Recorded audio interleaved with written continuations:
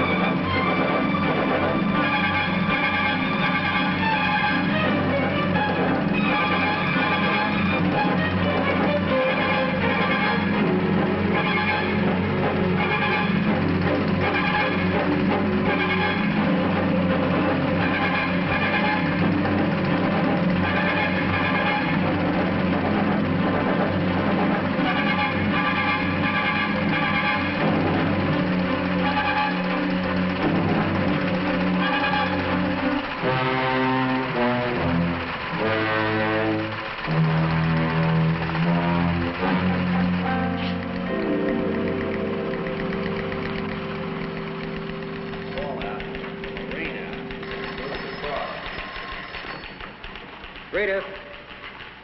Louisville, 740 Zebra, thanks. 5 megaton producer. The USA, almost 3.5 million square miles. And at the other end of our scale of size, tiny dust-like particles. They too have a name, and the name is fallout, radioactive fallout. A large-scale nuclear attack on the United States could produce a patchwork pattern of fallout covering 2/3 of the nation, more than 2 million square miles in a single day. In this 2 million square miles, more than 100 million people living well beyond the destructive range of blast and heat could be subjected to dangerous or deadly amounts of radiation from fallout.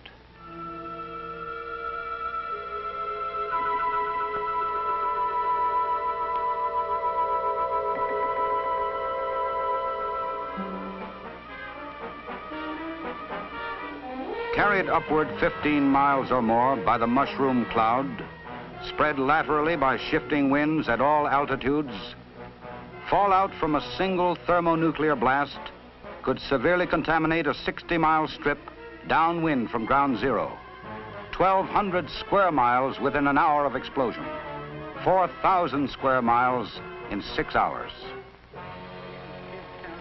All of us, even in small towns and on farms, live within fallout range of a likely target. Furthermore, since these targets are often only a few hundred miles apart, fallout patterns can overlap, intensifying the danger. How do we know all this? From practical experience.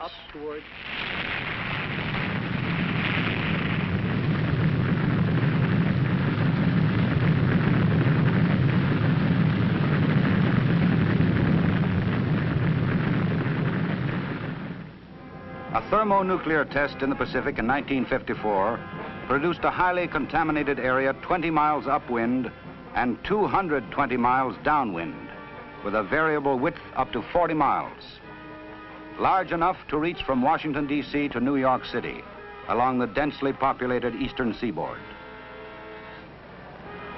In this 7,000 square mile area, there would be enough radioactivity to threaten seriously the lives of all who failed to take shelter before fallout arrived. Let's look at it in another way. Let's assume that industrial St. Louis were hit by a weapon with the explosive equivalent of millions of tons of TNT. Depending on winds, fallout could extend 40 miles into southwest Illinois in an hour, to Terre Haute, Indiana, 150 miles to the east in 7 hours, and to Wheeling, West Virginia, another 325 miles within 24 hours. Total drift, more than 500 miles.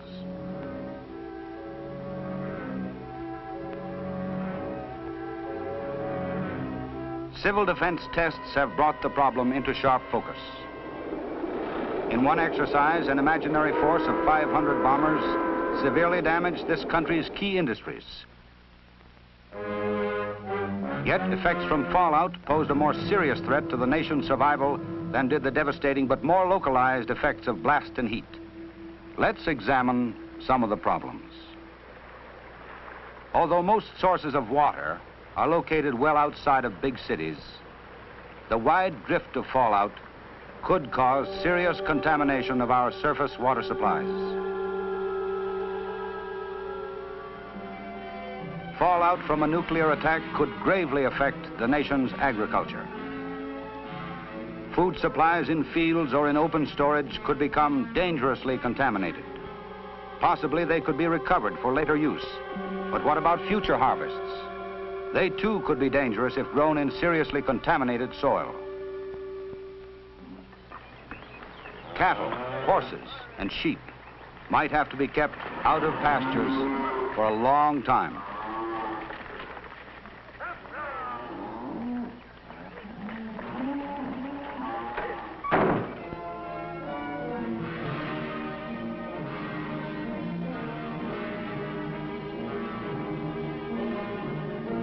In short, fallout from nuclear attack would threaten us with thirst and famine, as well as with sickness and death from direct radiation.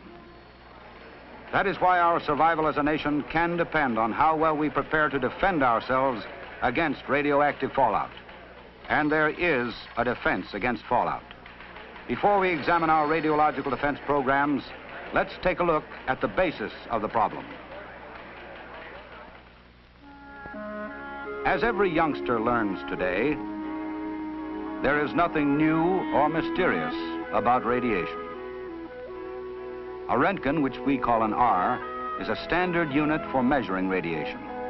In an average lifetime, a human being is exposed to perhaps a dozen Roentgens. This exposure comes from natural radioactive elements in the earth and cosmic rays from outer space. The human body withstands continued exposure to small radiation doses. It is when the rate of delivery is high, or the total dose in a short period is large, that recovery cannot keep pace with damage.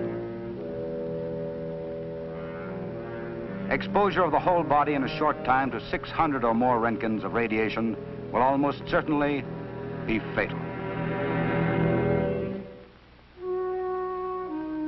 People receiving 200 Roentgens or more in a short period of time will get radiation sickness. Those receiving 600 or more in a short period of time will die. For your protection, shelter is the answer, since highly dangerous doses can be produced by fallout radiation.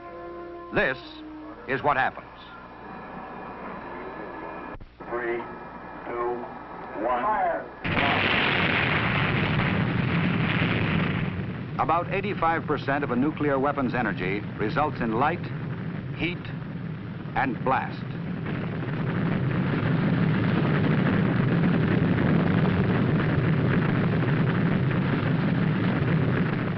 But 15% of the released energy is radiation. This is of two types. The first, initial radiation, is emitted from the fireball shortly after detonation. Since for large weapons it generally does not spread beyond the blast area, initial radiation is of minor concern in the overall problem of radiological defense. It is the second type, residual radiation, that creates the fallout problem. Its production can be described simply. When countless billions of atoms in a large megaton weapon are blasted apart, hundreds of pounds of highly radioactive material are produced. When such a bomb bursts at or near the ground, tens of thousands of tons of earth and debris are carried as high as 15 miles in the mushroom cloud. This tremendous cloud becomes a floating carrier, which drops tiny radioactive particles back to Earth. Where these particles land depends on a combination of three factors. One, their shape and size. Even the largest may be no bigger than a single grain of sand. 2, the height to which the radioactive cloud rises. And 3, the direction and speed of winds at various altitudes. Fallout deposit resulting from the combined effects of these conditions is generally divided into 3 categories: close in, intermediate, and delayed. Close-in fallout usually settles within a few hundred miles of the burst and reaches the ground within 10 to 20 hours. It is made up of the heavier particles in the cloud.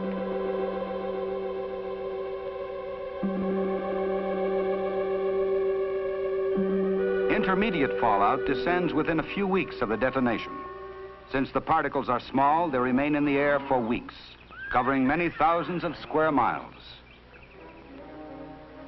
Sometimes they are driven to Earth by rain or snow. Delayed fallout is composed of very small particles that may drift completely around the Earth several times and may not descend for months or years. Radiological defense personnel, RADEF personnel for short, are primarily concerned with close-in fallout. As you can see, close-in fallout is our real problem in radiological defense. And the problem becomes even more complicated because the speed, range, and direction of fallout depend upon ever-changing wind and weather conditions. Large particles fall fast and land relatively near ground zero. Smaller particles fall slowly, land further away. Winds, which vary at all altitudes and seasons, affect the pattern of these deposits. With winds variable at different altitudes, the spread of fallout will result from the effects of all winds acting upon it. For this reason, radiological defense officers cannot use surface wind direction alone as a basis for forecasting fallout.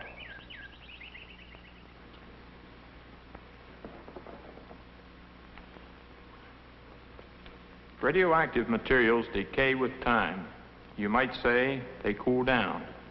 After all fallout is down and radiation has been measured, knowledge of decay rates permit estimates of how hot it will be days and weeks later. With this information, civil defense can estimate when it will be safe to evacuate or to leave shelter. Remember this rule of thumb. There is a 10-fold decrease in radiation rate for every 7-fold increase in time after detonation. For example, a level of 1,000 R per hour at 1 hour after the explosion would be reduced to 100 R per hour 7 hours following the explosion. At 7 times 7 hours, or in 2 days, the level would be down to 10 R per hour. At 7 times 49 hours, or at the end of 2 weeks, the level would be reduced to only 1 R per hour.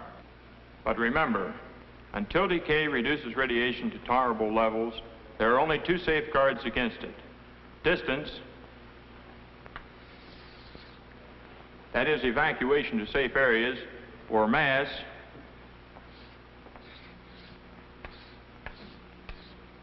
which is shelter. Underground shelters covered by at least 3 feet of earth, or basement shelters of the types recommended by civil defense, will give substantial protection.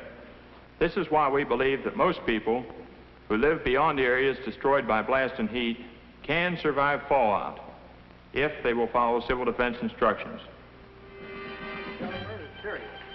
As serious as fallout is, we can cope with it through action as individuals and through an effective radiological defense program. An active program carried on by federal, state, and local governments. At the federal level, representatives of many agencies meet regularly to perfect methods of collecting and analyzing fallout information and to find the best means of advising our states and communities about fallout conditions after a nuclear attack.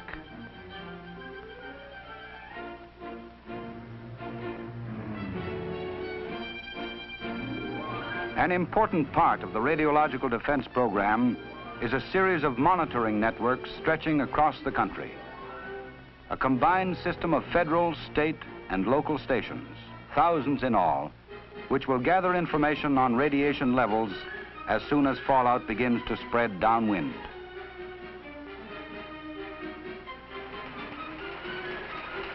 On the basis of this information, transmitted by top priority communications of every type from coast to coast, early, effective action for our protection would begin at state and local levels.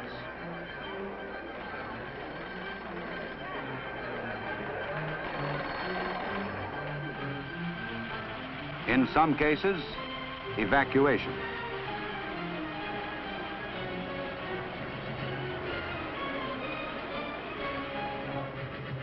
In most cases, shelter.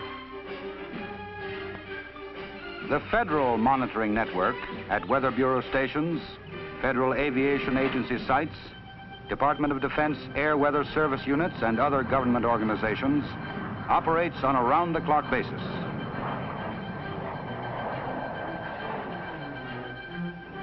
At every level of government, radiological defense units are being equipped and trained to act.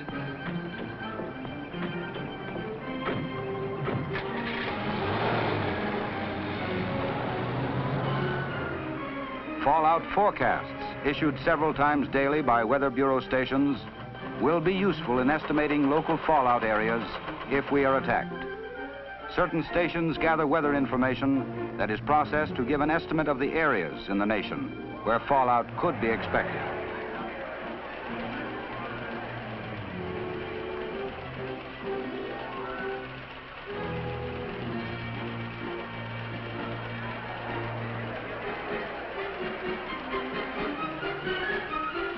Sent over a vast teletype network to civil defense and other offices throughout the nation, the coded information is charted on maps to show sections threatened by fallout. Lines on the map show where and when the fallout is likely to arrive. At all civil defense regional offices, radiological defense personnel help state RADEF staffs in their regions. Regional officers arrange for the distribution of training kits, supervise the contribution of federal funds to state RADEF work, set up RADEF training in their regions, and coordinate RADEF activities of all federal agencies in the region. This is important enough to have sufficient copies made both correct. Midwest eastern because of rain out increasing radiation is tested here in Alpine and western Kentucky. After an attack, the regional RADEF staff will collect, analyze, and evaluate all fallout information received from the states, and will coordinate the flow of information to and from federal and state control points.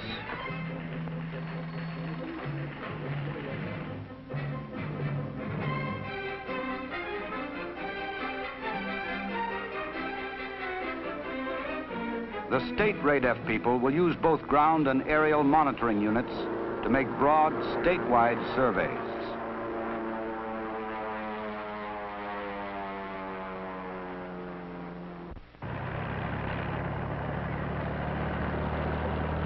Entire highway systems and key transportation routes, major industrial and supply sites, as well as urban and rural areas, will be checked as rapidly as personnel safety permits.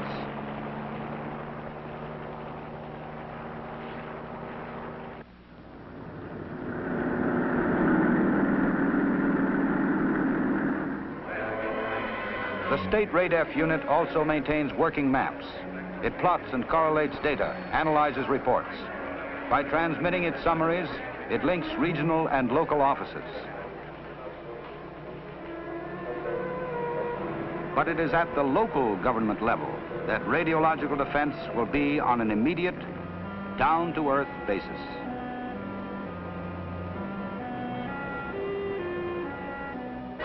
Local RADEF will perfect and test detailed plans for operations. Keep all equipment in readiness condition. Train and rehearse operating crews so they too will be ready. It will set up communications between its units and for liaison with state RADEF organizations. When an attack warning sounds, local survival plans go into effect.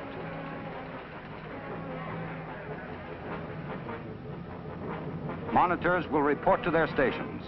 The public will be advised to take shelter or evacuate.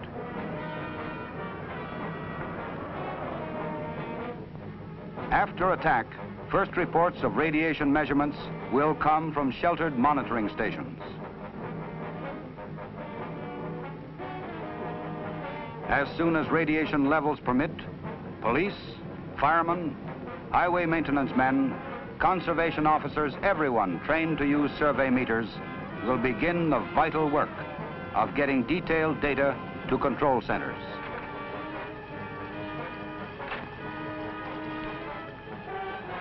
From this information, current situation reports will be prepared. Using these reports, RADEF officers can answer urgent questions raised by local authorities. Can short survival missions be undertaken? Is our water safe? What roads are safe? Are feed, livestock, and crops contaminated? When can emergency teams begin decontaminating and reclaiming property?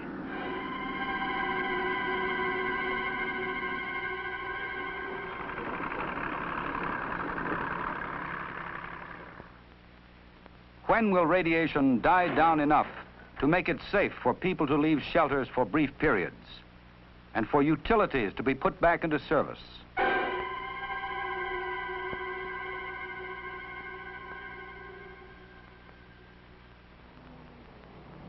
Survival of whole communities can depend on the accuracy of answers given to these questions.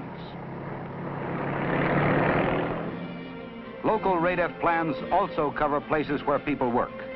Employers must shoulder their responsibilities by providing fallout shelters for workers. At work and at home, everyone must understand the hazards of fallout and the value of shelter. Every family must provide for its own survival for at least 2 weeks. Since radiation levels outside would often be deadly, fallout shelters will protect the most people. Both the underground and indoor basement shelters recommended by Civil Defense can be very effective. They must be stocked with a 2-week supply of food and water.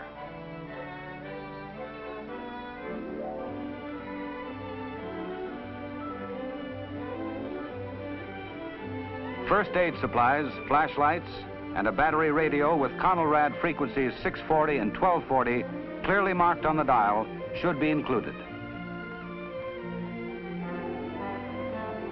Factories, offices, apartment houses, and schools all must provide shelters. Remember, too, that personal decontamination is important. Fallout particles can be brushed from clothing and washed from skin.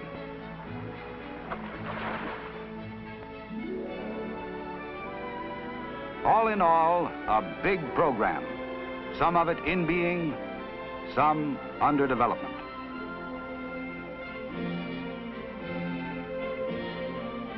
But it takes action to fulfill this program. Radiological defense training is being expanded. First priority, train more instructors. At 3 national centers, in classrooms, on calibration ranges, learning theory and practice, more than 2,000 adult students each year are taking basic or advanced courses. Courses that will qualify them to instruct classes back home. A total of 600,000 monitors must be trained to make radiological defense effective in every community. To support this program, radiation survey meters are being distributed widely. These instruments, which measure radiation levels in terms of Roentgens or milliroentgens per hour, are the backbone of radiological defense. In addition to survey meters, dosimeters, instruments which measure total doses of radiation, are being distributed to the states and federal agencies. Radiological defense instrument kits for use in science classes are being distributed to 15,000 high schools throughout the nation.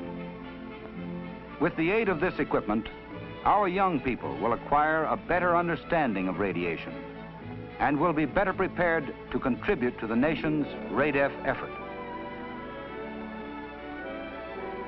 Improved radiation measuring instruments and multiple-purpose computers are being designed, built, and tested. An intensive public education program to tell the American people about radioactive fallout and shelter is underway. For it is an informed public that will mean the difference between success and failure in meeting this threat. Informed people in homes and factories and offices must know their personal responsibilities for shelter and protection. Informed officials at all levels of government, from Washington, D.C. to the smallest town council, must understand the RADEF program and help make it work if the people of the nation are to survive.